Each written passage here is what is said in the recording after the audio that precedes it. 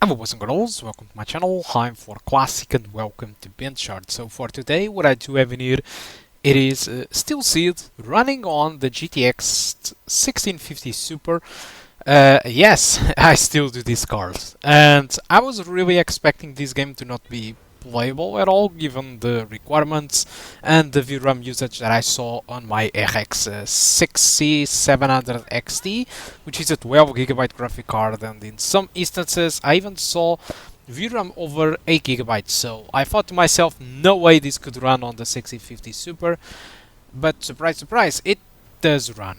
Obviously with some extra stuttering and frame time inconsistencies, and sometimes textures load in and sometimes they don't. Sometimes I have weird performance on some settings and sometimes it doesn't, but overall it is playable. Of course, given the power of the graphic card, it is not possible to run at 60 frames per second unless you probably actually decrease the resolution scaling to something really low, but I don't want to do that in here and I just wanted to try it out. So for me, and surprisingly, the best setting to play this game on the 1650 Super, which is a big surprise, it is in my opinion playing at 1080p high settings with TSR on its quality mode. So essentially we are upscaling from 720p to 1080p. Given that I'm recording, this also consumes more VRAM, so without recording performance might actually improve, or textures might have a higher quality than what you see in here. But all I can say is that, as you can see, it is playable. It is inconsistent, yeah, you can see sometimes spikes in the frame time, but it is perfectly possible to play the game, at least on these early areas. I'm not really sure a little bit more forward into the game if it is as playable, but it is super playable, especially if you lock it to 30 frames per second, given that we can't really reach to 60 frames per second. Alright, so the question might be why I'm playing at high, why I don't play, for example, at low or medium settings. My explanation to that is that low and medium settings in this game, it doesn't look very different than what you are seeing in here. In fact, low settings it gets all the shadows stripped out. But my main issue it is how much noise the lumen effects of Unreal Engine 5 does create.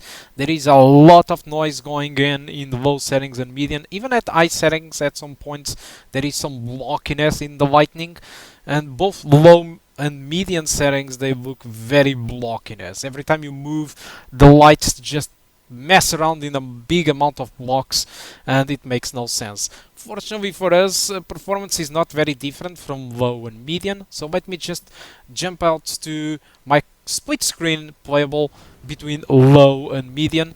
And in case you might be thinking, oh wait, but medium settings is giving you more frame rate than the low settings, probably you mismatched the videos. Probably where you have the median, it is supposed to be the low. No, I triple checked this.